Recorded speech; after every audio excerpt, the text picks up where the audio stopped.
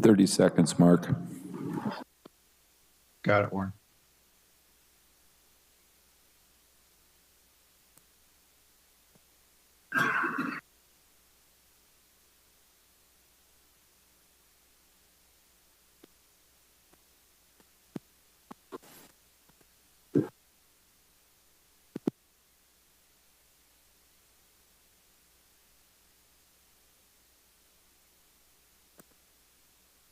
Good evening and welcome to the Paso Robles Planning Commission of 2/22/2022.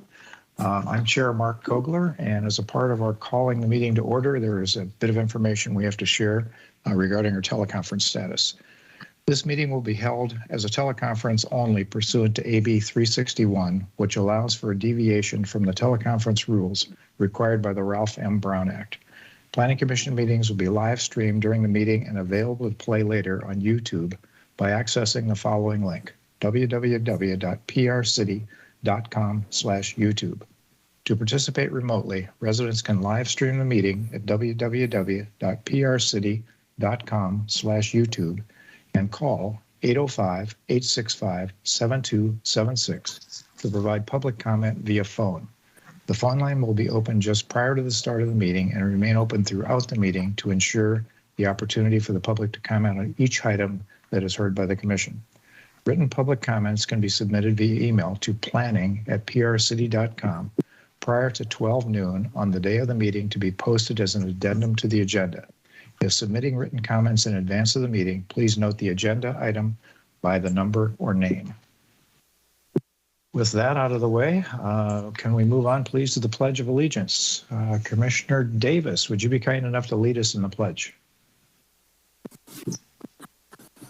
I will. I pledge allegiance to the flag of the United States of America and to the republic for which it stands, one nation, under God, indivisible, with liberty and justice for all. Thank you. Staff, roll call, please. Commissioner Christensen? Commissioner Christensen? Commissioner Davis? Here. Commissioner Gibson? Present. Commissioner Jorgensen? Here. Commissioner Neal? Here. Commissioner Covarrubias? Chairperson Kogler? Here. So the record will reflect Christensen is absent and Covarrubias is absent. Covarrubias did call ahead of time to let us know he wouldn't be available. Yeah, thank you. We'll watch and see if Commissioner Christensen is able to join us. May we have staff introductions, please? Yes, Warren Frace, Community Development Director. With me tonight is Darren Nash, our City Planner, Lori Wilson and Katie Bannister, our Assistant Planners, Marcy Reynoso and Ashley Peterson, our Administrative Support Assistants. Oh, and Isaac Rosen is our Deputy City Clerk, who will be on the call as well. Very good. Thank you, Warren. Item E on our agenda is general public comments regarding matters not on the agenda this evening. These are comments on items that, again, are not scheduled as part of discussion for the night on the agenda. My record, I don't show any of those. Marcy, can you confirm? Do we have anybody that would like to speak? No, I don't show any callers. Very good. Thank you. Our next item is our agenda items that are proposed to be tabled or rescheduled. Do we have any of those this evening? Mr. Chairman, I believe Commissioner Christensen's joined the meeting. Can we do a check on that? By all means, please do. Commissioner Christensen, are you in the meeting? Yes, sir. I'm present. Thank you. Thank you. Okay, back to the agenda. There are no items to be proposed, tabled, or rescheduled. All right, thank you. With that, we'll move into item G, which is the public hearing segment of our meeting, and we have two public hearings tonight. The first of those is the public hearing for Kinfolk Conditional Use Permit, CUP 21-26/P21-0099. The applicant is Kinfolk's Holistic LLC.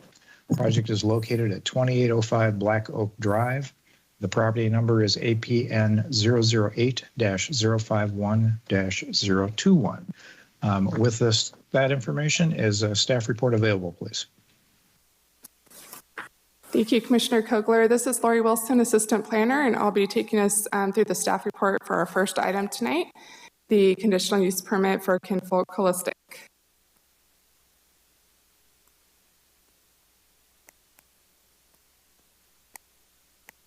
Bear with me just one moment here.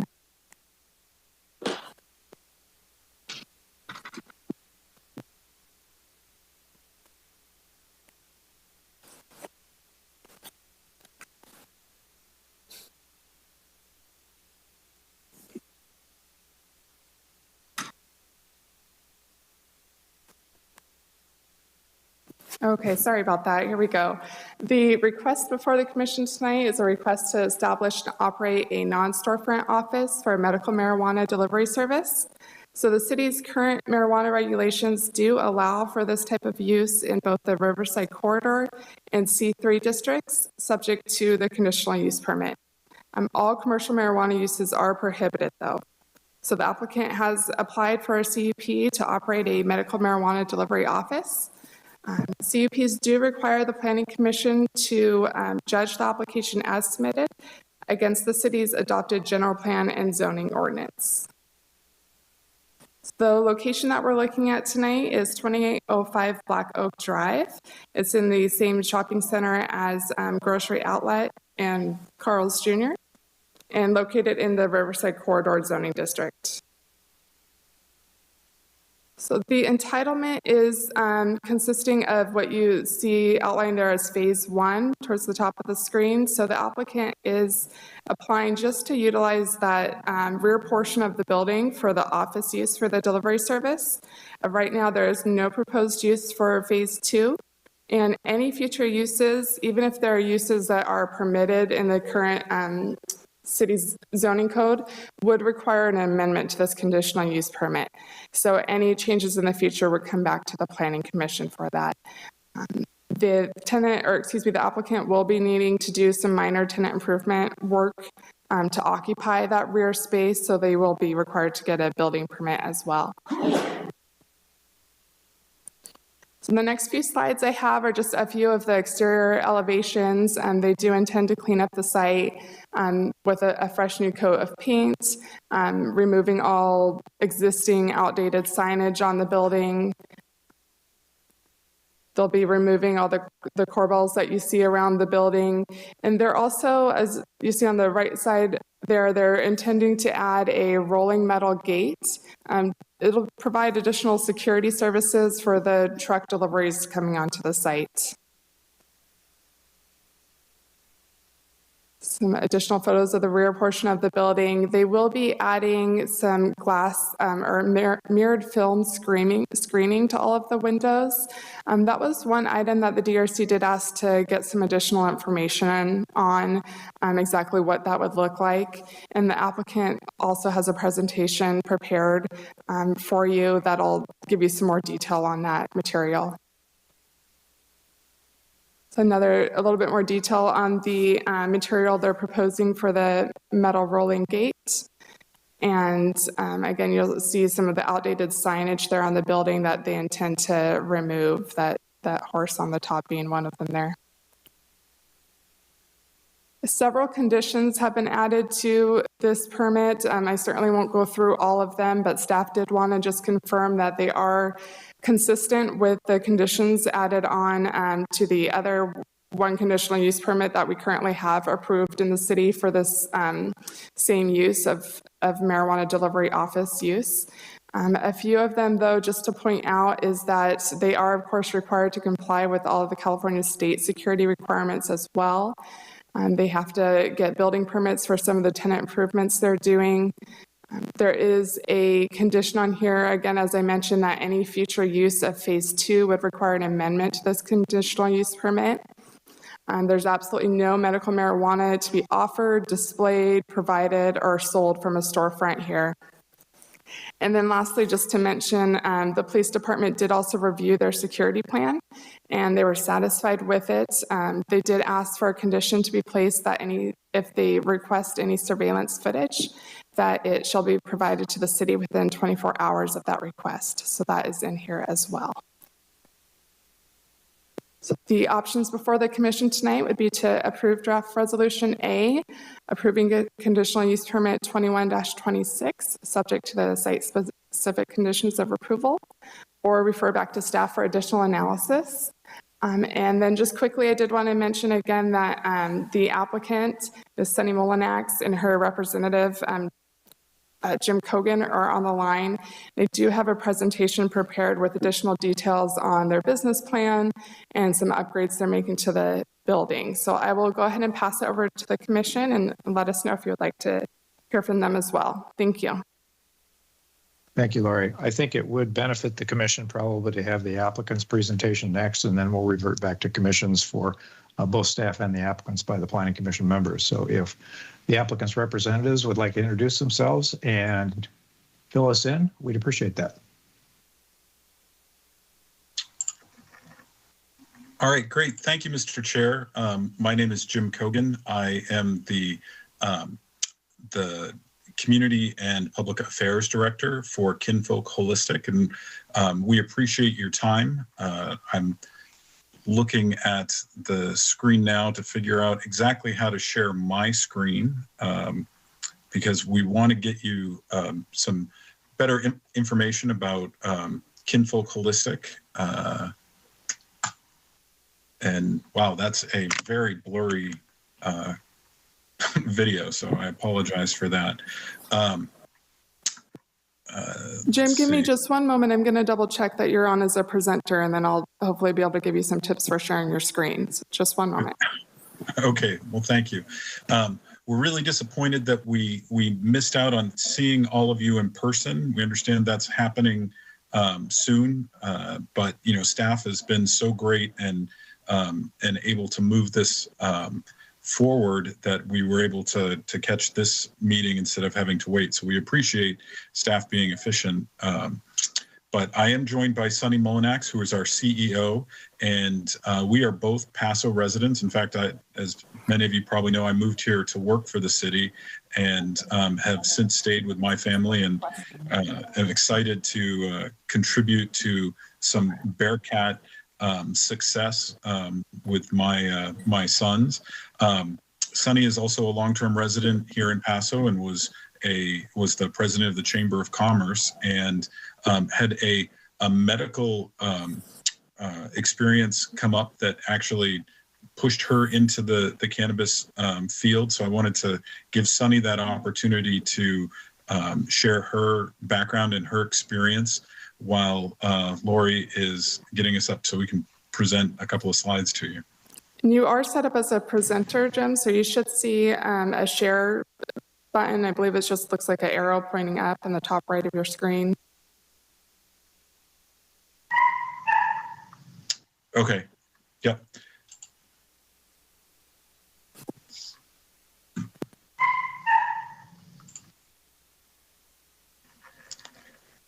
All right. It's letting me share what I'm already looking at. Anyway, why don't we just let Sunny give her her background, and I'll figure out how to share in Teams. Thank you so much, commissioners, for having us here this evening and going through this process with us. And thank you, Jim, for the introduction. So for those that aren't familiar with my story and how I actually dove into cannabis, in 2015, I was diagnosed with stage 4 colon cancer. Chemo treatment was not going well. My liver was shutting down, and I had lost so much weight that to continue treatment was going to be detrimental to my health. So a friend who had recently lost her mother to cancer, she actually brought me a joint, and within 3 minutes of smoking it, actually my nausea was gone. After that, I was able to, cannabis cured my nausea and allowed me to regain my strength. And it also assisted with my anxiety from the chemo treatment, which was pretty severe. So when people say, oh, cannabis business, it's just a business. For me, it is not a business. It is absolutely, it's personal to me. And that's why I've dedicated, it's become my mission to ensure we have safe access for medical patients in Paso Robles. During my chemo journey in 2015 to 2016, the challenge actually became finding safe cannabis. From 2015 to 2018, dispensaries were banned in 95% of all cities, including mobile deliveries were banned as well. A study in 2017 showed 80% of all products that were on the market, which would be considered black market, actually showed molds, pesticides, herbicides, and then rodent and insect adulterants. This was incredibly harmful for medical patients. So today, we still have an issue with black market. Black market actually represents 75% of all cannabis sales in the state of California. And it's predominantly because cities have been slow to allow for legal cannabis dispensaries and deliveries. It is my mission to assist all patients with securing safe access to cannabis. And we always provide an educational boutique experience through opening cannabis dispensaries and deliveries. We currently have two dispensaries operational right now. One is Urban Leaf Grover Beach. We introduced mobile delivery we opened actually the dispensary in 2019. We introduced mobile delivery in 2020 during COVID, and it's been working really well for us. And then we also have a fairly recent dispensary down in Vista, California under the brand Stizzy. So with that, I'm going to turn the mic over to Jim Cogan to discuss our project in Paso.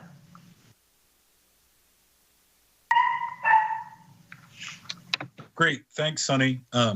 I might stay off camera here just because it seems like the bandwidth is pretty bad. That's what comes from living just outside of town. All right. Well, Warren, I think you have a couple of slides that we can just go through really quickly.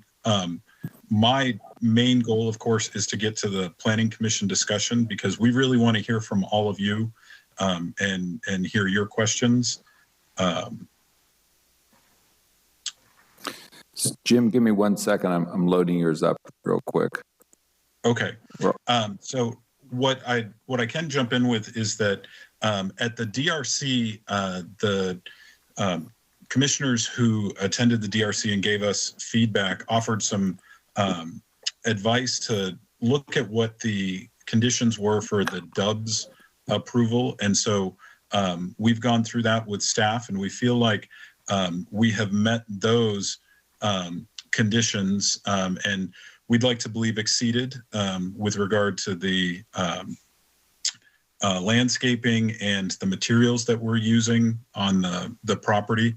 In addition, we're exceeding what the city has asked for from a security standpoint, and we're excited about the improvement in security that we're going to be offering for that area of town. So we're going to have over 15 new security cameras that we want the police department to have 24/7 access to. So we're going to make sure that as the police department is rolling out their new SCRAM program, which focuses on utilizing private security cameras. I think probably a lot of us are still remember that tragic situation with the individual who had fired at the police department. A lot of the footage they used for tracking that person had to do with or was done through outside private security cameras. So we want to make sure that we're helping the police department through that. We'll also, we have experience giving immediate access to the police department for any internal camera work that they any camera footage that they're looking for.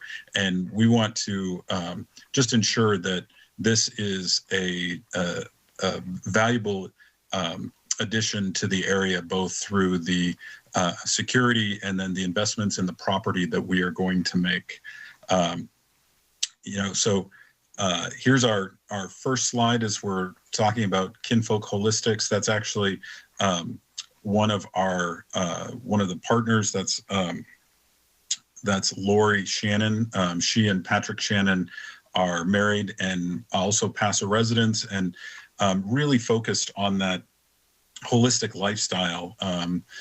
Lori is a yoga instructor, and you have probably heard from some of the folks that Lori has worked with over the years, because she has a broad network of people who support she and Patrick and the work that they're doing. You can scroll up, Warren, if you would.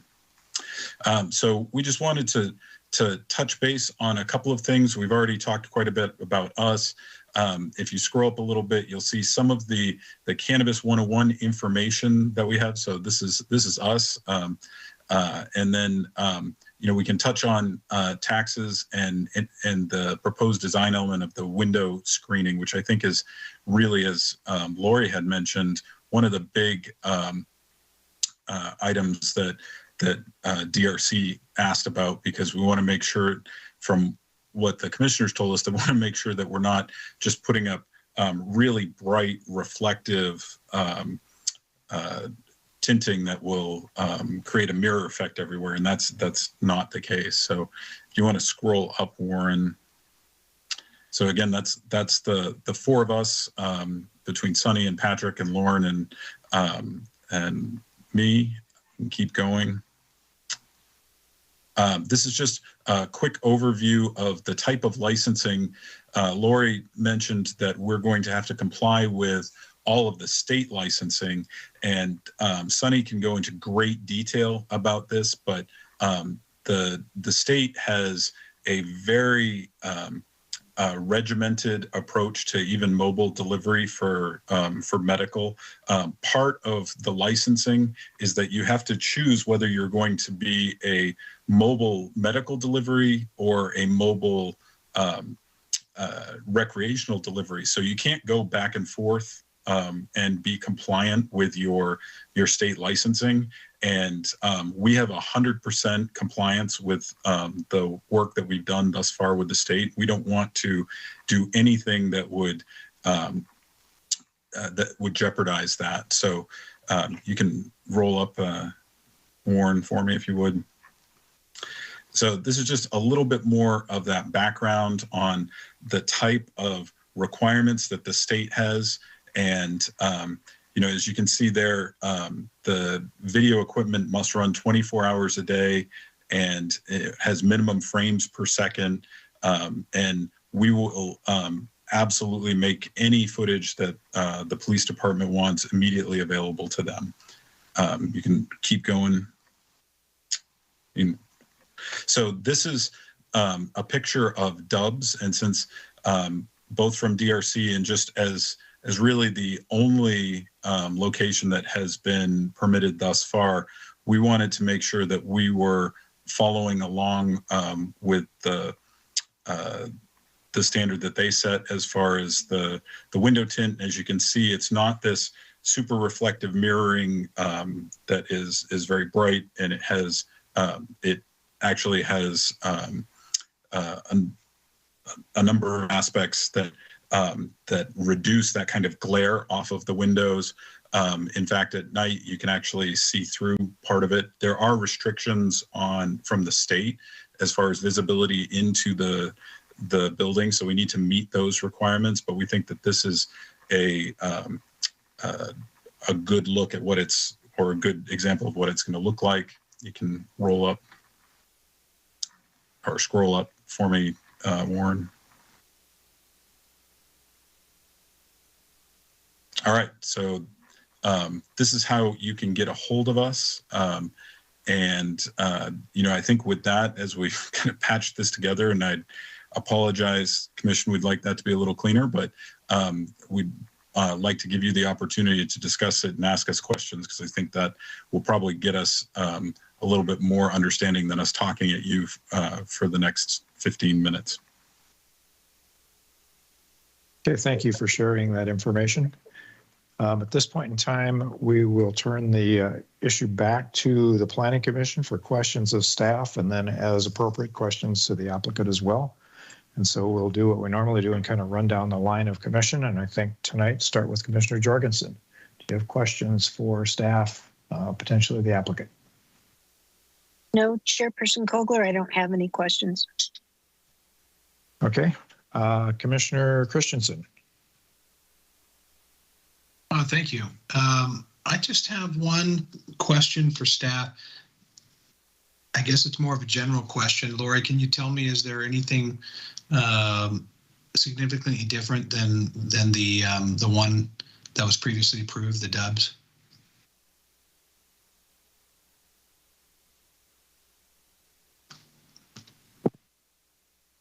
Can you hear me? Yes, I apologize. I was having mic issues. Took me a minute to unmute there. Well, I was no problem. That's a broad question. holding you in suspense.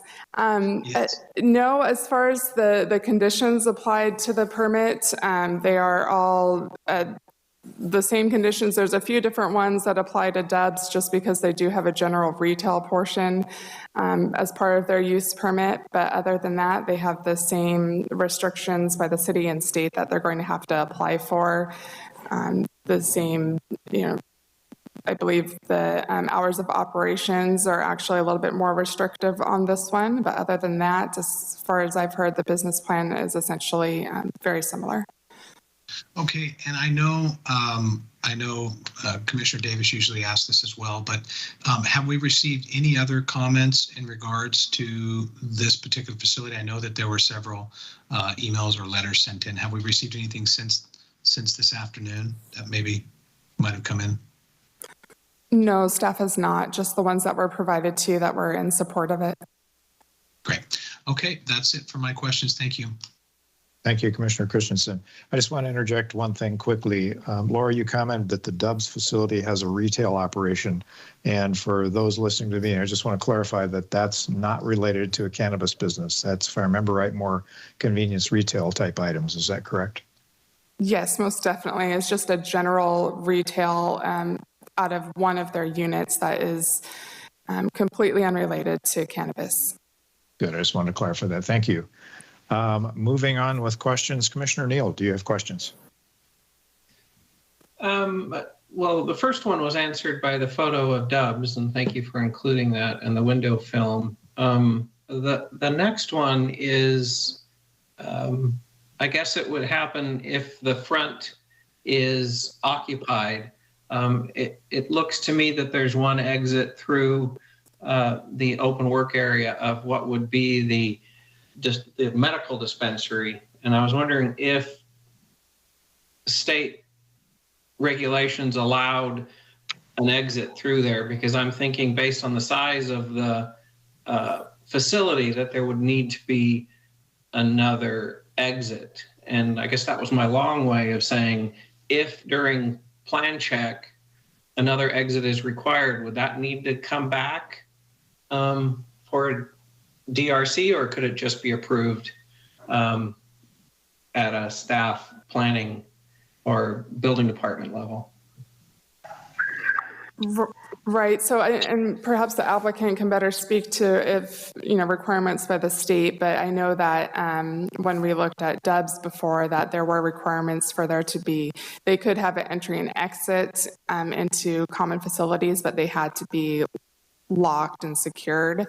If your question is if this comes in for a building permit and that back portion of the building would require an additional egress?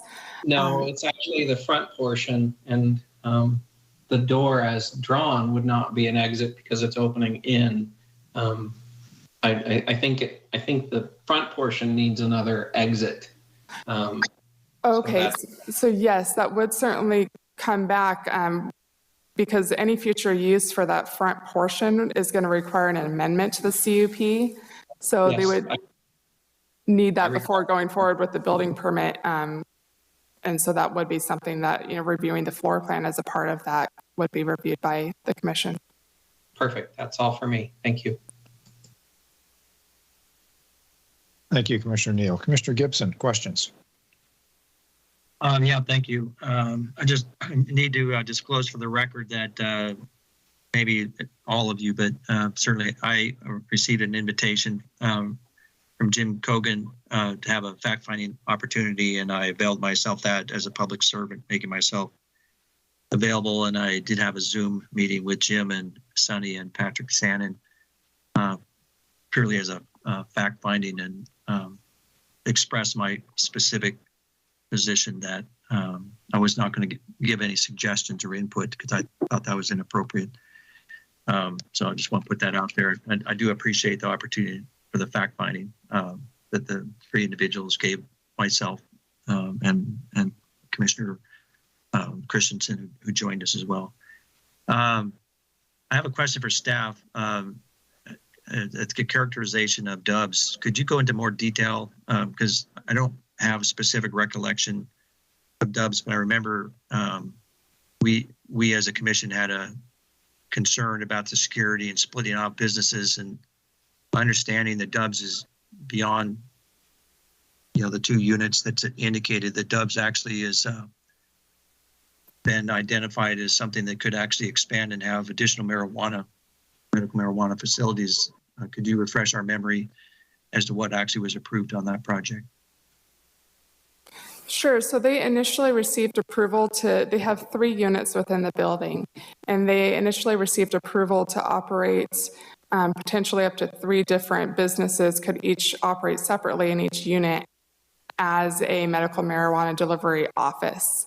And then they later came back with an amendment to convert Unit A into the general retail use. So they do currently have 2 different businesses operating out of there right now in Units B and C as medical marijuana delivery. And then they received approval for Unit A for general retail, which they are still in the process of going through their tenant improvement permits for that location. So they haven't received, occupancy or business license or have started operating that retail use. Okay, thank you. That was my only question for now. Thank you very much. Thank you, Commissioner Gibson. Commissioner Davis, questions? Well, Commissioner Christensen asked the question that I normally ask, and I do see the 2 letters of support here. But I do have a question for you, Lori. With the slide that is up currently, I know the office is in the back, but the area scheduled for phase 2, how will it currently be used under the conditional use permit? Will that be inventory? I guess I asked that because I'm wondering about the screening with the windows, and what would they be able to see? What's going to be there in that phase 2 section of the building? So the phase 2 section is unused. So it's not intended to be used for storage, office space. It is not associated with this entitlement. So it's essentially just vacant space. Okay, that's what I wanted some clarification on. That's all I have. Thank you. Thank you. Thank you, Commissioner Davis. I just have one question. First, I'd like to thank you, Warren, for sending out the ordinance information that you sent to the commission. That was helpful. And I went to that to try to learn more about what medical marijuana is. And I only partially kind of scratched the itch on trying to learn what that is. I'm still confused. Somebody help me understand what medical marijuana is, particularly as it relates to comparison to recreational marijuana, because I just learned there's 2 separate licenses. I presume there's no prescription involved in order to obtain the product, but what makes it medical? I'm happy to answer that. So medical cannabis, it's a separate license. The municipality can either say they want to do medical, they want to have only medical, or they want to have medical and adult use. Paso Robles has just medical available. So the license that we're requesting a medical mobile delivery, and the product is really not any different than adult use. We would, because this is for medical, we would carry a different selection for medical, which would be specific flowers that are really good for nausea or glaucoma. We would have a lot more topical treatments for pain management. We would have numerous types of tablets and things of that nature and mostly for pain management and for anxiety and the state has a broad selection of what actually medical use is. So it allows for medical patients are under anxiety, cancer treatment, pain management, and glaucoma. So most people, they do receive a medical card, and they have to have a medical card before we can sell to them. They also have to have a valid federal or state ID identification that has a picture of them and their full name and birth date and address. And we actually track every single person that comes in. It's a state requirement. And we have to, within 24 hours, be able to provide the state with a full list of any customers that we've had for up to 7 years. Okay, great. Thank you. That was very helpful, actually. And now I've learned a lot. Okay, we will now, I guess I'll ask any other commissioners have questions that have arisen in the course of our discussion here for the last few minutes. If there are no additional questions, I will open the public hearing.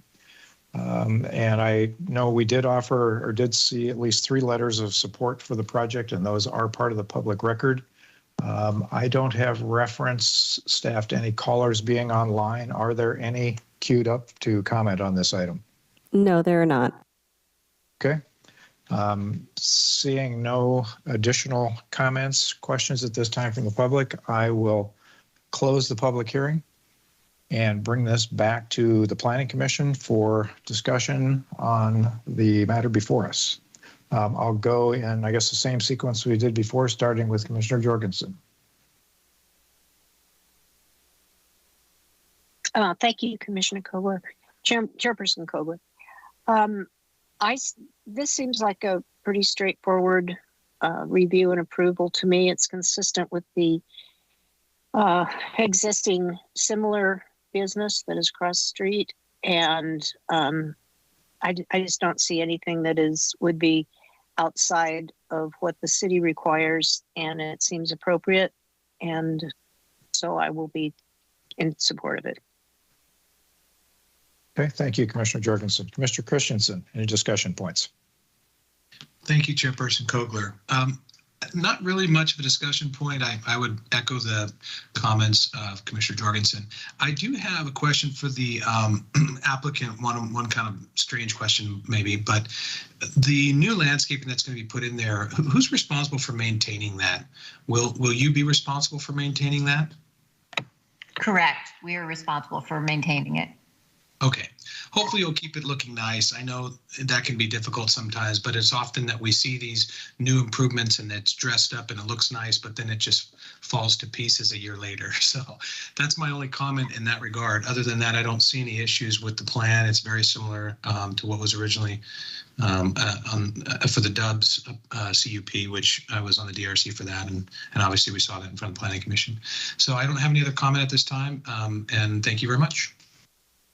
Okay, thank you, Commissioner Christensen. Commissioner Neal, discussion points. I am of the opinion that it meets the current Paso Robles Municipal Code marijuana regulations for district, and I think it's a good project, so I will be supportive tonight. Okay, thank you. Commissioner Gibson. Thank you, Chairperson. I am going to keep keeping my consideration of this project within the ordinance. It just seems like we had a lot of conversation, and some of the letters we had about taxation and raising revenue and whether marijuana is good or not. I just don't find that on point with what we're supposed to be doing here. And I particularly note that in the ordinance that we have to, as a commission, find an affirmative finding of fact on 4 specific areas, which are found on page 18 of 39 in our packet. There are 2 that give me pause. The first one was, and the reason why I asked about what was going on with Dubs, whether the proposed use is likely to have an over concentration of use in the surrounding area. And I know that some cities like to have these type businesses, cannabis business, all like clustered together, but that actually would be an over concentration. So the consideration that I was mulling over was, what does over concentration mean? And so what I'm hearing is Dubs was 3 different cannabis operations, and now it's been reduced to 2, and then this would be a third. So the question is that an over concentration? The second consideration is actually the first one, though, is whether the use is likely to enhance the economic vitality of the area that's proposed to be located.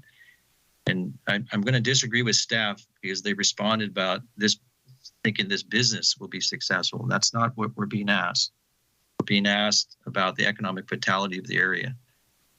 Because I'm a person that goes to Tractor Supply on a really regular basis. I'm over there all the time. And I find that area to be one of the areas in our town that's blighted. At one point in time, I mean, all of us that have been here a while can remember when it was a vibrant area. And but for the last, I don't know, quite a while now, it's really deteriorated and gone downhill. And I note, like, for example, that huge parking lot is hardly ever more than a quarter full. And I would contrast that with the downtown. And again, historically, when we had a lot of like offices or different type businesses that did not create some sort of retail traffic, the downtown struggled. And you look at it now, and there's a synergy where there's foot traffic and there's people that come in and they go to one store or one restaurant and then they go to another. And that synergy of feeding off each other of the commercial traffic is what I believe creates the vitality of the downtown. Contrasting with this area again is blighted. And my belief is that this building, because it will not have any foot traffic and actually is prohibited from having any foot traffic, would not be an enhancement to the area. In fact, it would just basically create a dead zone. There's a lot going on in the area. It's been pointed out. There's a casino, there's a homeless shelter.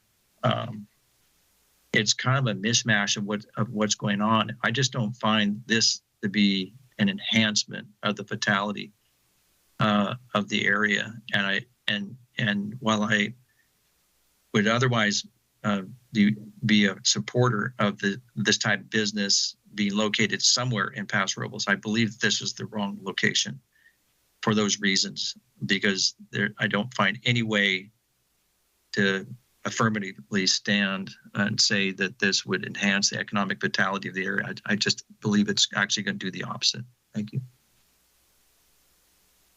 Thank you, Commissioner Gibson. My only comment is I also had referenced the criteria for approval and focused more on the one on overconcentration. And I don't think that what I think really are 2 uses right now, maybe there's a bit of a third one, but 2 is an overconcentration. But I don't know by what gauge we ultimately measure that. And this issue has come up before with regard to some of the wine-related businesses and things downtown is when is too much? And as I said, I don't even expect an answer to this tonight, but I think we need to think more about what overconcentration means in this context and in the context of some of the downtown things too, because it seems to be a very, very difficult thing to define. And if it's undefinable, I'm not sure that it's valid as a criteria. With regard to Commissioner Gibson's comments on the economic vitality and enhancement thereto, I tend to somewhat agree with that. I think probably this is a somewhat benign use in the fact that it's taking an existing structure that is probably deteriorating and putting it to a viable use. And so in one stance, I can view that as an enhancement, at least to a degree of the vitality in the area. I would, I guess, also kind of state my concern for this portion of town, this portion of the RSC district, is one that needs attention and one that we need to take care of in the future as time goes on. But so I'm not going to hang my hat on that one, but I do have a little bit of concern on that. And I do at least feel that the conversion of the building to an active use will be a step in the right direction. Those are my only comments. I, like most of the commissioners, I think tonight, support this. There are enough conditions in place that seem that it will protect both the property and interests there as well as the community's interests. So that's my only comment. Any other discussion by the commission before I request a motion? Chairperson Kogler? Yes, Mr. Neal. I'd like to make a motion. Please do. I'd like to move approval of draft resolution A, approving the proposed conditional use permit 21-26, subject to the site-specific conditions of approval. I'll second that. We have a motion from Commissioner Neal and a second from Commissioner Christensen. Is there any additional discussion by commission members? Hearing none, I would ask staff to please call the vote. Commissioner Neal, Aye. Commissioner Christensen, Aye. Commissioner Jorgensen, Aye. Commissioner Davis, Aye. Commissioner Gibson, No. Chairperson Kogler. Aye. Motion passes 5-1 with Commissioner Covarrubias absent. Okay, thank you. At this point, we will move on to public hearing number 2 that's before us this evening. It is the proposal for a wireless communication facility at Oxford Suite Hotel, CUP 21-25/AMD 21-05/PD 13-003/P21-088. The applicant is Yukon Group for Dish Wireless LLC. The project is located at 800 4th Street, APN 009-291-022. May we have a staff report, please? Thank you, Chairperson Kogler. This is Katie Bannister, Assistant Planner for the city. So as you said, this is a wireless communication facility that's proposed on the rooftop of the existing Oxford Suites Hotel. The Oxford Suites Hotel is located just off of, or on the south side of 4th Street between Spring and Pine. The aerial image there, the hotel was under construction, but it is now fully in place, all the parking lots and so forth. So here's an image taken from 4th Street of the hotel. So in this image here, we see up on the top right is existing conditions, and then on the left is what is proposed. Now in the orange circles, you can see there are some new cupola screening towers that are proposed on the north and south sides of the hotel. These would screen a new wireless communication facility. You would not see the antennas that would be inside of those little towers.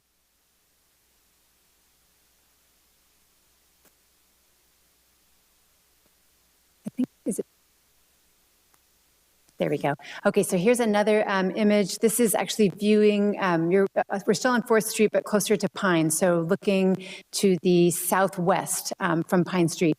This is closer than the freeway, but kind of the freeway side of the building. So up in the top right, you see the existing conditions, and then the tower is now shown in the orange circles as you would see them from standing near the street. So here is an elevation from the east side, similar to the photo simulation we just looked at. So this is from the freeway side of the building. You can see the proposed towers would be the same height as the existing building, the main tower of the building there. And then there's some rooftop equipment now shown in red. The applicant is now showing some, I've got some updated images. They'll be in the presentation in a few slides that shows some proposed screening for the Planning Commission's consideration. So looking at the north elevation, this is the north elevation. You can see the tower. The dotted lines are where the antennas would be located. Those would be inside that cupola of the feature. You would not see the antennas from the outside. And now looking at the roof, so now we're looking down on the building. These are where the existing, the proposed towers would be located. You can see the antennas located inside those towers. There is some existing rooftop equipment, cooling towers, and some, I think it's an elevator shaft that you see from, that you can see there in blue. There is some proposed rooftop equipment as well. The red doesn't distinguish itself very well from the orange on the screen we're seeing, but in red now, kind of towards the center of the building, is some proposed rooftop equipment. The equipment would be about 45 feet from the southern edge of the roof and about 35 feet from the western edge. I think it was about 85 feet from the northern side, and I want to say it was 25 from the east, but it's kind of centrally located, and there is an existing roof well. So the elevations, you see the rooftop equipment, but it will be not fully visible from off-site. Here is, this image is not quite right. You won't actually see the equipment from the north elevation, and I have an updated elevation. I think we already saw it. But this gives a good reference point. So there is an existing roof well. The red line now shows you it's about almost 3 feet deep, the well. The existing cooling equipment is there on the left in blue now. It's about 3 feet and 7 inches above the parapet wall. And then the proposed equipment here, the applicant has made some changes that actually reduce the height of that down to about 3 feet and 10 inches over that parapet wall. But you can see in proportion to the existing equipment that it's going to be pretty similar to what's there.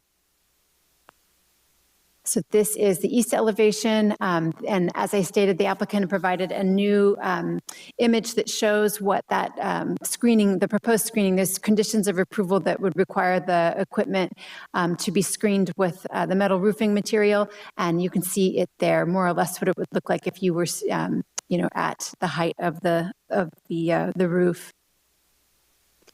So zooming into that area that was just in the circle on the last screen, this is the new wireless equipment that would be on the rooftop. So again, this is the rooftop equipment zoomed in down. Now we're standing on the roof and looking at it. The plans that the Planning Commission received in the draft resolution had that platform about 11 inches off of the ground, or off of the roof, the height of the roof. The applicant has provided this image that shows that could be reduced down to about 6 inches, and that's where we reduce the height of the overall appearance of this equipment. So this is so I did spend some time trying to see how the existing equipment could be seen from offsite. This is the existing view from Spring Street, and in this image you cannot see the rooftop equipment. If you move a little bit to the south and look through the oak trees, so this is definitely not something that you see as you're driving by, but you can see the cooling tower there, or the rooftop equipment. It's white in color, and so it does stand out a little bit. So they're in orange, but definitely not something that is highly visible from offsite, but this is, would be a similar view of the proposed equipment. And this is, again, not the antennas that would be within the cupola towers, but the other rooftop equipment, which was a concern of the DRC when this went to DRC. So these are some images from the Niblick Bridge. On the right is I was closer to the Albertsons Center, but still on the bridge. And you can see, you really can't see any equipment from that view. As you move to the west, as you're closer to Spring Street and almost due south of the building, you do start to see that equipment. But if you blink as you're driving by, you're probably not going to see it. It is white in color, so it does show a little bit. It is a little bit brighter than the roof, and that's that's why staff is recommending that the new equipment be enclosed in material similar to the same material that the roof is composed of today. And then I did not go onto the freeway, so these are just Google images, but on the left, this is near the Riverside entrance to the freeway, and then just an image as you go along the freeway. It's really hard to see that equipment. I've circled it in blue there, the rooftop equipment. It's there, but it's hard to see. Again, blink and you miss it. So there are some proposed conditions to address the appearance of the wireless equipment that's in the center of the roof. It was originally written to reduce the height of that equipment to the maximum extent feasible. The applicant now reports that that would be 6 inches off the rooftop. So staff is recommending that condition be altered. Proposed condition number 9 would require the equipment pad to be enclosed with the materials we've now seen in the updated images. That would be the same roofing material that is on the building, and the intent is that the white material does seem to kind of reflect a lot of light, and I think it makes the existing rooftop equipment pretty easy to see, or relatively easy to see, and the roofing material would make it harder to identify from off-site. The Planning Commission does need to make a series of findings in order to approve this amendment to the development plan and conditional use permit for this wireless communication facility. These are 2 related to the PD amendment. The first is that the project is necessary to permit reasonable operation of the project. And one of the big pushes with the plan development for the Oxford Suites, there is language within the specific plan that allows hotels south of 4th Street to exceed the maximum height limitations in the Uptown Town Center specific plan if they have an architectural quality of similar or better than that specified in the architectural design guidelines. And so as Planning Commission reviews this proposal, just keep in mind that the design of this building is intended to be held to a higher standard. And the hotel was approved as a 5-story building with 67.5 feet of height. The proposed cell towers would not exceed that height, but would be at the same height as the existing building.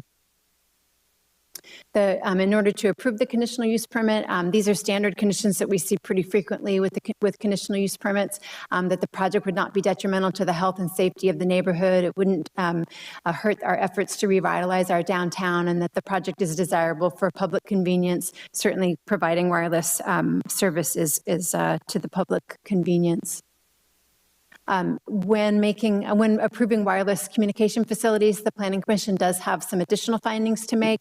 They are largely related to stealthing and making sure that the facility is not highly visible from off-site. It should be integrated into existing functional facilities as much as possible. This is integrated into a building, so certainly meets that finding, and that the stealth design is going to minimize the aesthetic impacts. The support structure is reasonably sized for its purpose. It adheres to the height limitations of the building. This is not a freestanding facility, which is there's a number of findings that have to be made related to the project not being freestanding, which is discouraged. This project is categorically exempt from environmental review as a Class 1 exemption, which is for minor alterations to existing structures. The Planning Commission, as always, has options. The first would be to adopt the draft resolution that's in the agenda packet, which would approve the project as proposed. The second would be to amend and adopt that resolution. The Planning Commission could continue the hearing and request additional information from staff or the applicant, or if the Planning Commission makes findings of denial, they could deny the project. Staff is recommending option 2, which would be to amend and adopt the draft resolution. Condition 8 was written pretty vaguely, just to reduce the height as much as possible, and now we know that that would be 6 inches. And then once the resolution is amended, staff would recommend that the Planning Commission approve the conditional use permit and the amendment to the development plan. That is the end of staff's report. Here's an image of the site. Just a little reminder, the Planning Commission has approved a project that would be right along Spring Street here at 4th at the southeast corner of Spring and 4th Street.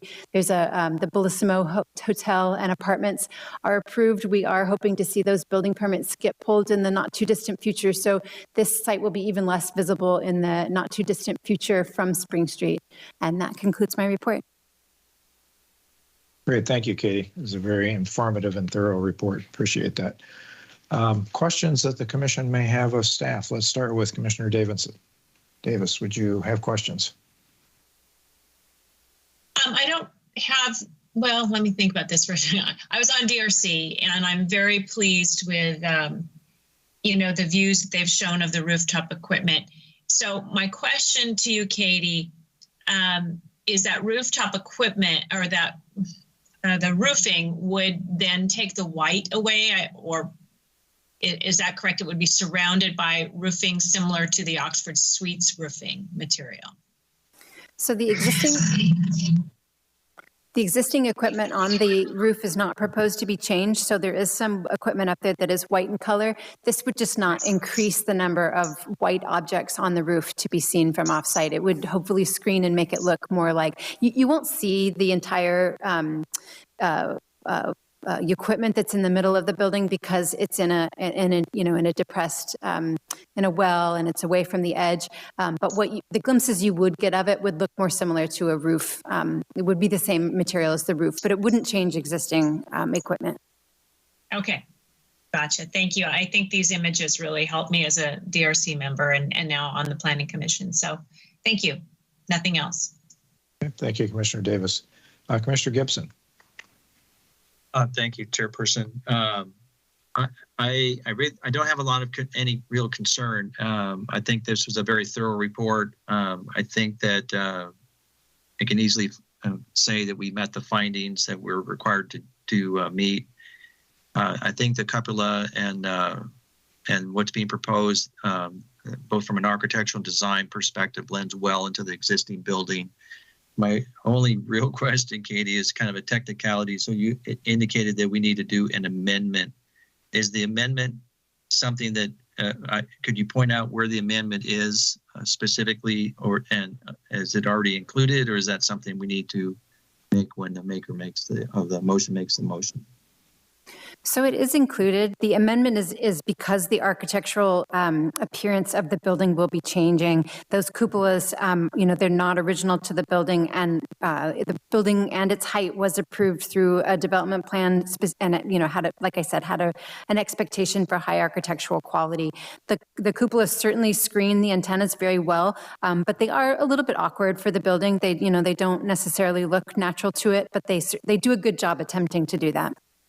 Yeah, I have no concern. I just wanted to confirm that the option one that's being proposed includes the item that you'd indicated that I believe was it was a not to exceed sort of thing, or the kind of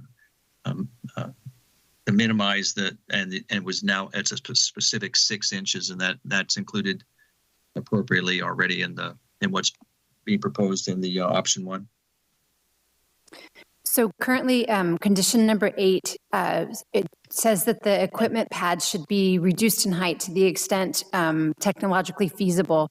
The applicant has reported back that would be 6 inches. So staff is recommending that the draft resolution be changed. Condition number 8 should be changed to not just be technologically feasible, but that specific 6 inches. So that would be a change to what is in the agenda packet. The draft resolution. All right, yeah, that's what I was seeking. So we just need to have a clarity on what it was that you were asking us to do. That's all my questions. Thank you. And thank you, Commissioner Gibson. Commissioner Neal, any questions? I do have a few. Katie, was it investigated to maybe have that new equipment lease area south of the elevator shaft and a bit east of the cooling tower, so it would be more screened by that large architectural element on the front? We do have the Dish Wireless's representative with us this evening. When this went to DRC, I hadn't really done a lot of analysis of that rooftop equipment, and DRC, made it clear that we needed more information. So at this point, moving its location has not been discussed in any detail. But Mr. Ambrose with Yukon Wireless is with us this evening and may have more to add.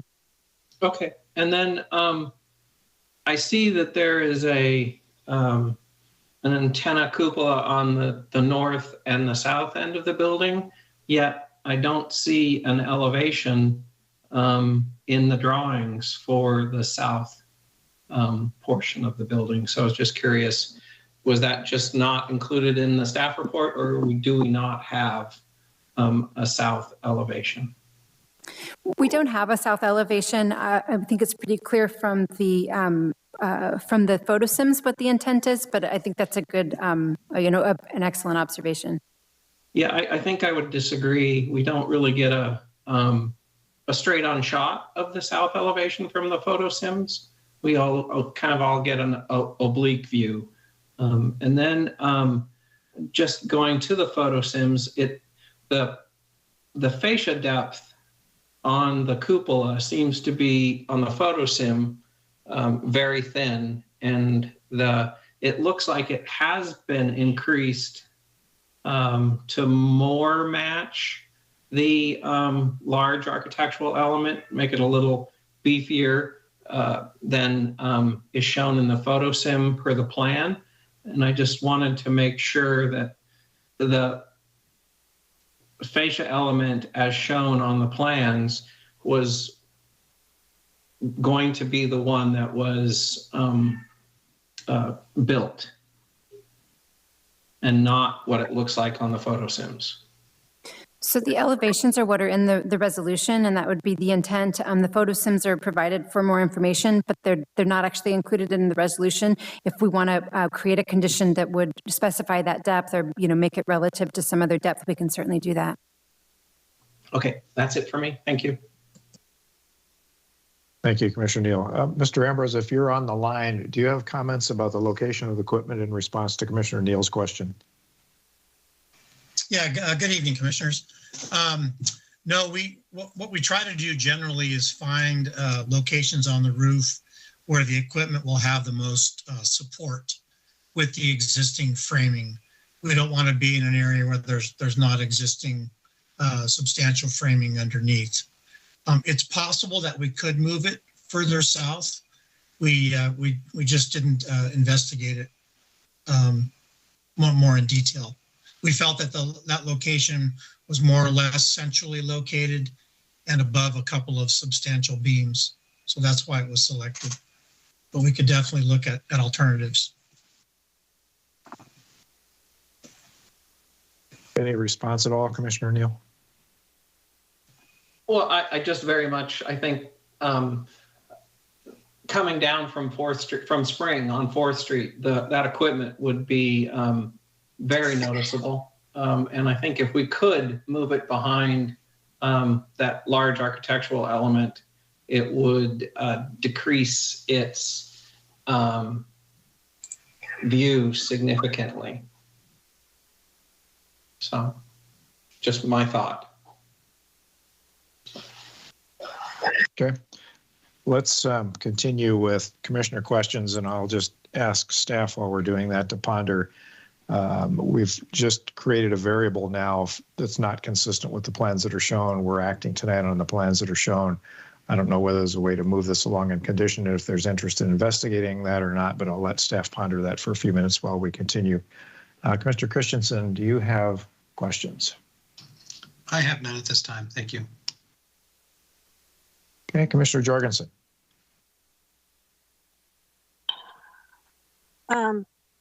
Thank you, Chairperson Kogler. I do have some questions. Katie, when you, where do I start? My questions relate not to the cupolas, but to the other equipment that is more centralized, central to the roof. When was that installed? Is that original or is that post initial approval of the building? So the existing cooling equipment and so forth, I believe, was installed with the building when it was constructed. And so the area that you were proposing to have the enclosure that matches the metal roofing on the building, that is for the existing cooling tower as well as the new dish wireless power and fiber roof mounted equipment? So as the resolution is currently written, if you, on the screen in the center, there's a red rectangle. That's the only area currently proposed to be enclosed with the metal roofing. The areas in blue are existing equipment that does exceed the height of the parapet wall. It's currently mostly a white color.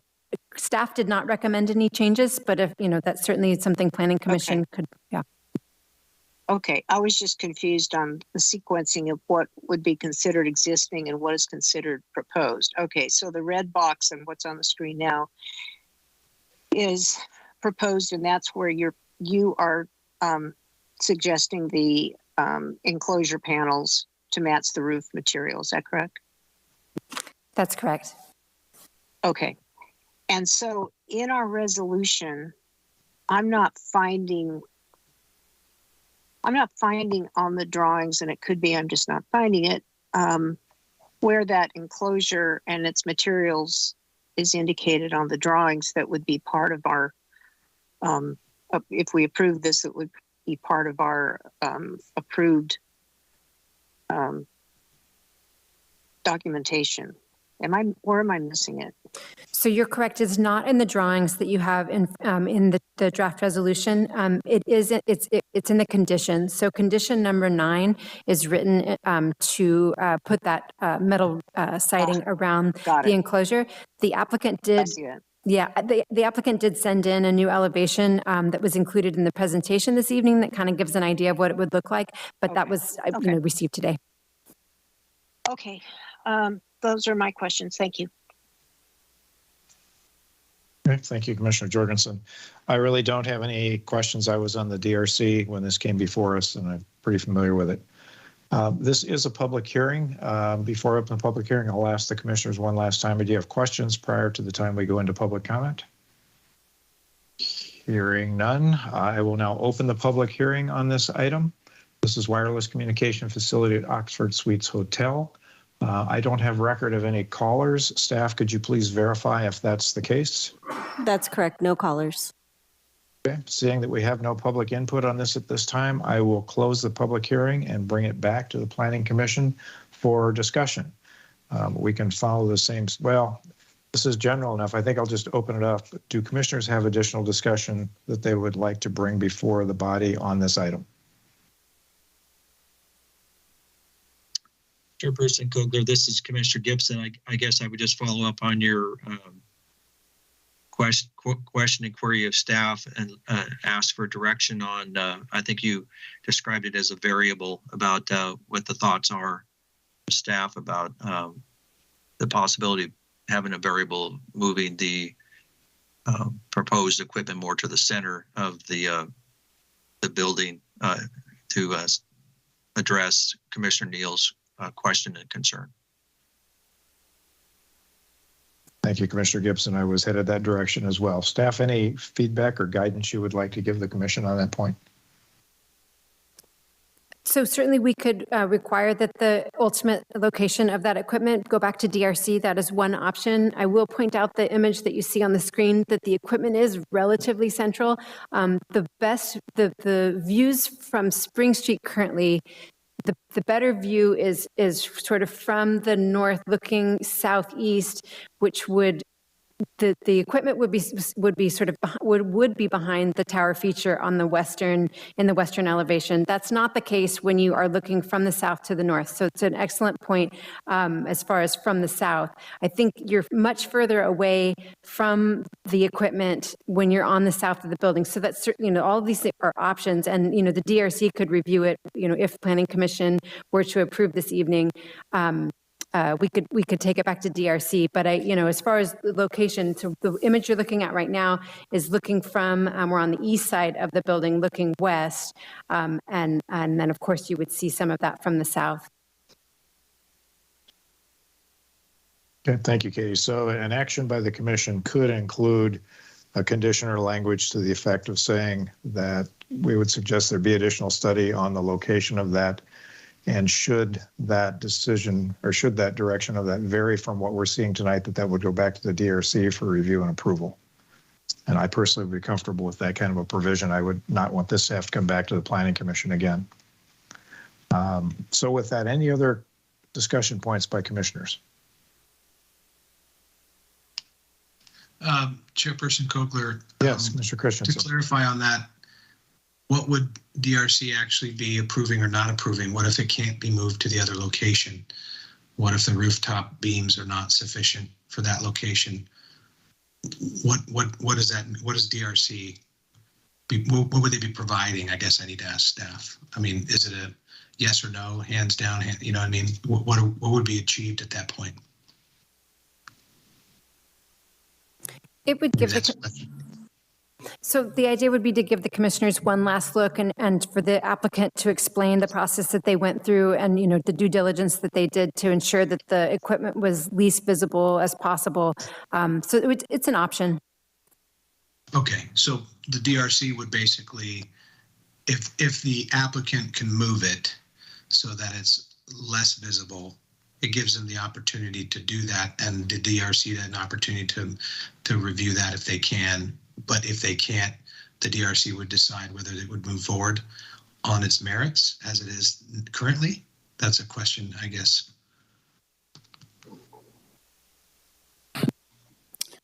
This is Darren, city planner. The other option that the commission may consider is that these plans will need to go through the building plan check process, where we'll have much more information and the applicant will have much more information to explore this. Obviously, the discussion tonight is to try and make it as less visible as possible. I think the applicant is hearing that. So maybe the condition just, Katie has a condition that just indicates that staff work with the applicant to position the equipment on the roof in a manner that is less visible as possible. I think obviously Katie's done a lot of work viewing this from different viewpoints. And I think staff could handle that at a staff level. I understand Commissioner Christensen's comments about really what would we be looking at the DRC level.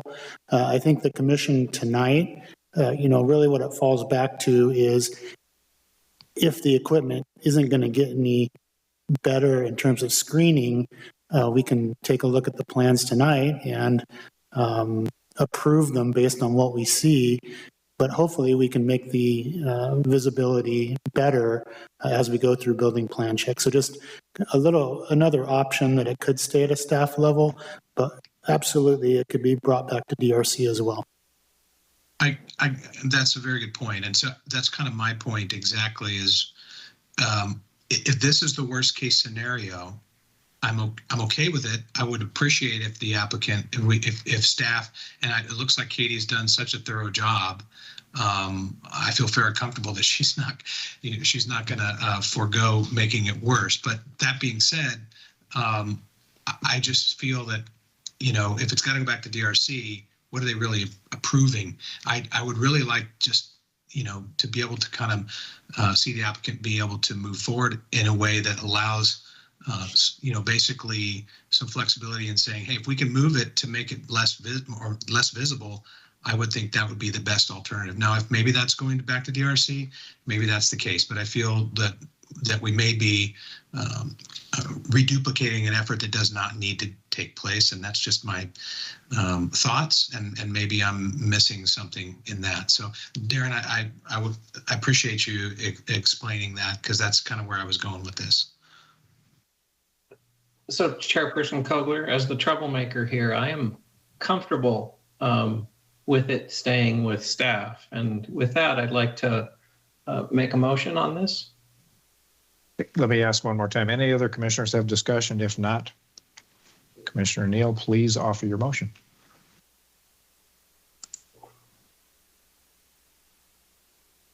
Hearing none, I guess I'll make a motion.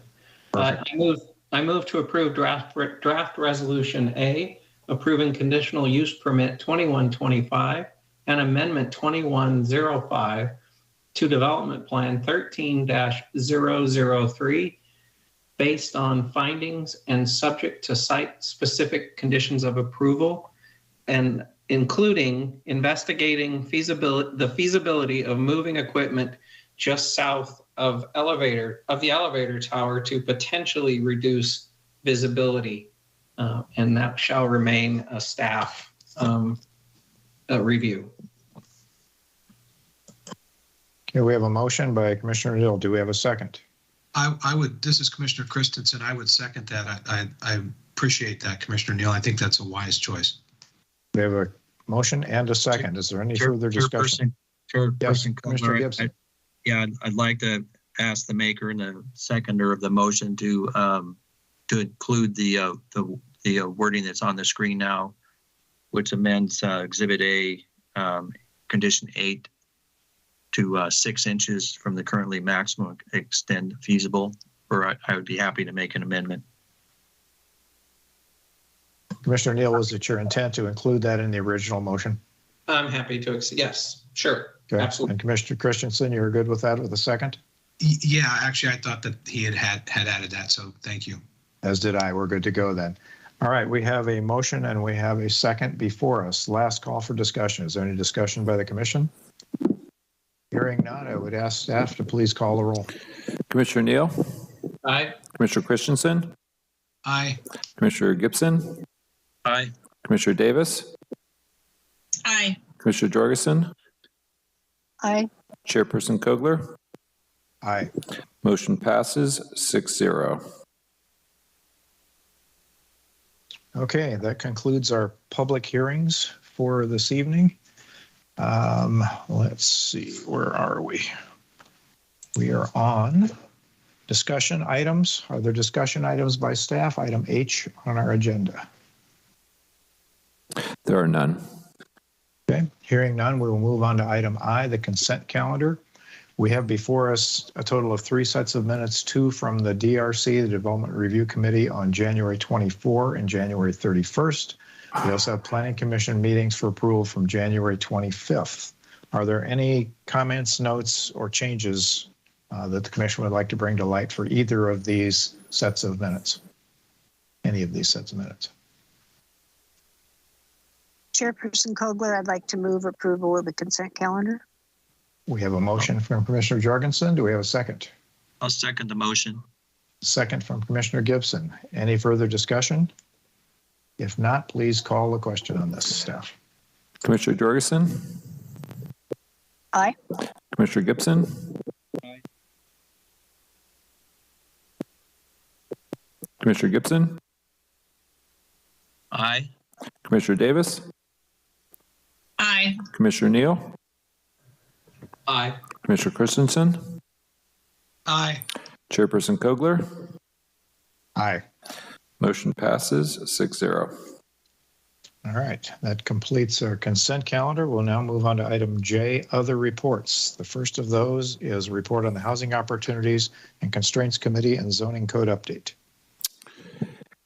Yes, so we're looking at one of your March agendas. We'll be bringing you back a report basically on the zoning code update, kind of the latest direction from the Housing Constraints and Opportunities Committee, and this will be an opportunity for the Planning Commission to give us additional direction on the moving forward of the zoning code update process. So that'll be on your March agenda. Okay, thank you. The next item is the Paso Robles Street report. Yes, so you'll recall that we have appointed Commissioners Kogler, Jorgensen, and Covarrubias to the Paso Robles Street kind of design review ad hoc committee. We do need to schedule a kickoff meeting. I think we're going to start with basically just kind of an informal walk of the entire district. So we were hoping to pin down some dates when the commissioners might be available for something like that. Tentatively, I was looking at, I think, March 10th, which is a Thursday, potentially in the afternoon. See if that works for the members. That works for me. I'm a little, I just grabbed my calendar and I can, you're talking March 10, Thursday in the PM. That works for me as well. All right. Do you want to say like 3:30? Sure. That works. Okay, we'll confirm that with Commissioner Covarrubias, and we will get that scheduled. Warren, the one thing I would ask in advance of that, if you would let us know, I know the Cal Poly work was done for that corridor. If there's anything else that we should kind of have seen and reviewed, I assume we're going to walk the corridor on that day and take a look at field conditions. Yes, so we'll have a background package of whatever we can find available for you. Perfect, thank you. Okay, item that we have next is we now have laid out in front of us the full schedule for the DRC meetings for this calendar year. And I know there will be some changes and substitutions that come up as we continue along this path, but as a whole, do any of the commissioners have problems with the schedule that's been laid out as shown on the agenda pack, page 4 of 8?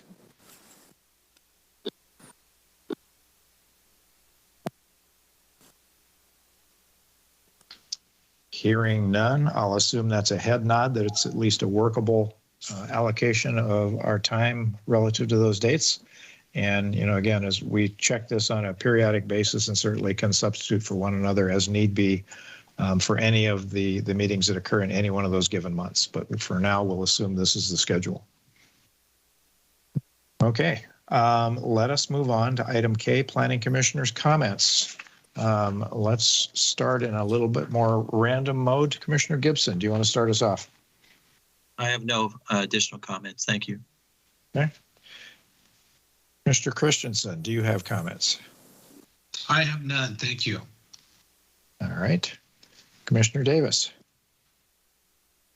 I have a question, and I feel as a planning commissioner I should know the answer to this, but I've observed a situation on Pacific Street where days on end there's been a gathering of people creating a horrific parking and circulation issue.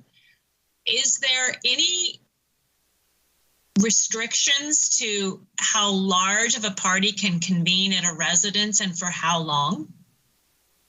And I don't know, when I say party, I don't know what kind of gathering it is. So Commissioner Davis, is the issue vehicle parking or people congregating in the street exactly? Both.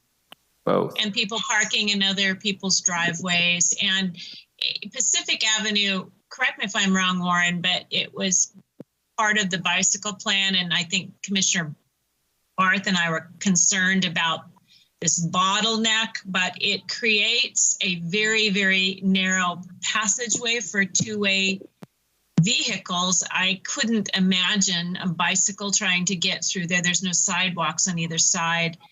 And I don't know if there's been any complaint lodged, but what are the rules? How long can someone convene in a neighborhood with an abundance of people and cars?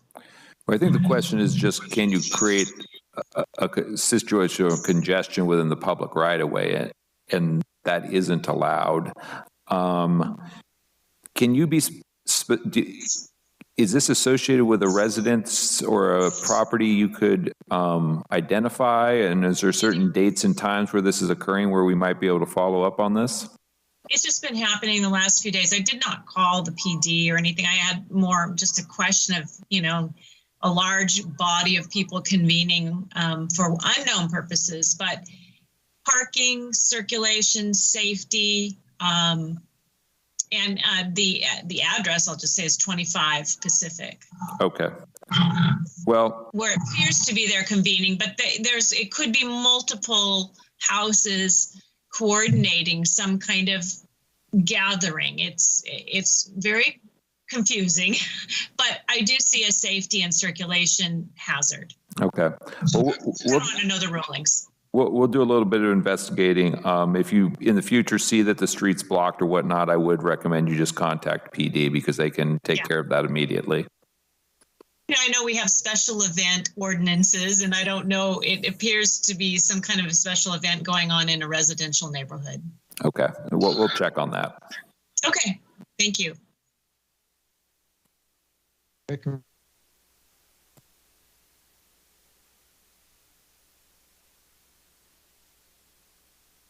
Commissioner Neal.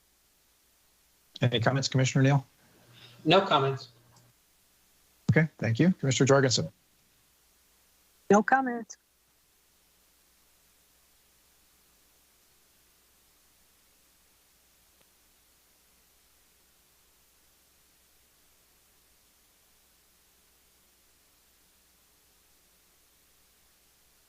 Council mayor over the next 3 years. And I think we've got some interesting things ahead of us. I also have a quick question. Have been on the DRC. Commissioner and having Kogler, reviewed the, yes, sir. I think you cut out for like 15 seconds or so. We didn't hear anything after the last speaker.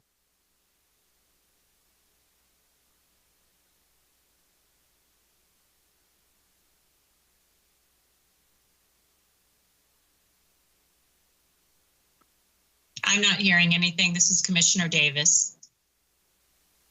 Are you on mute, Commissioner Kogler?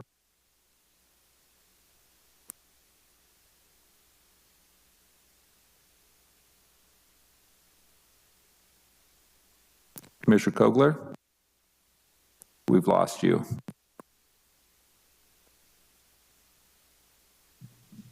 Sound. Can you hear me now?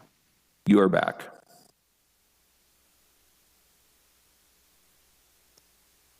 He was back. Am I?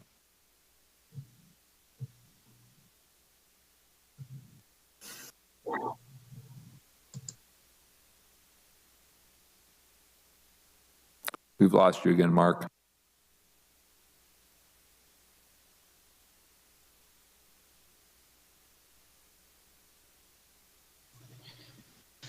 Back. Can you hear me? Yes? Oh, he looks like he's leaving.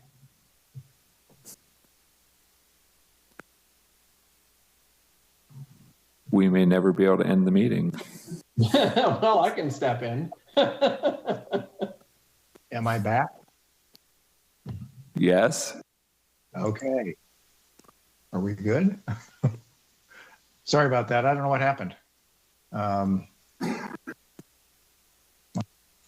microphone was on, but it wasn't working.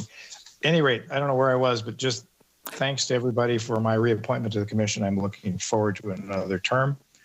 And I did have one question. Am I still being heard? Yes. Okay, thank you, sir. When I was on DRC, the item for the Tiki Bar came before us with the facade treatments that they were proposing.